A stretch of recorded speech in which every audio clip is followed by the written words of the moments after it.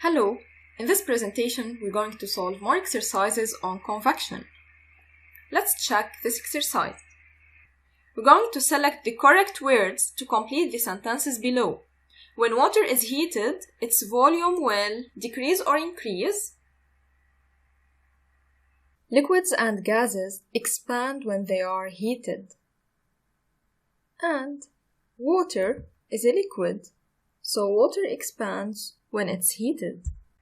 Then its volume will increase. This means that its density will.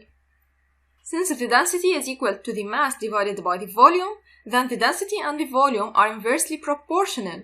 As the volume increases, the density decreases. Let's check these answers. And they are correct. Let's move to the following question. Decide whether heat can be transferred by convection through the following examples. Recall that convection is the transfer of heat from one place to another due to the movement of fluid. The fluid can be liquid or gas. So let's check these examples. Ice is a solid, and convection only happens in gases and liquids. So in ice, there is no convection.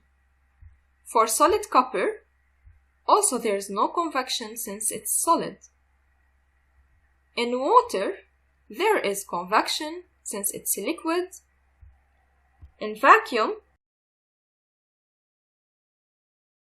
since the heat transfer by convection works by particles colliding and transferring energy, and as there are no particles in a vacuum, heat transfer cannot occur by convection. And vacuum is considered as the ultimate way to reduce heat loss by convection. Therefore, there is no convection in a vacuum. For molten iron, there is convection, because the molten iron is liquid and convection occurs in liquid. Let's check these answers, and they are correct.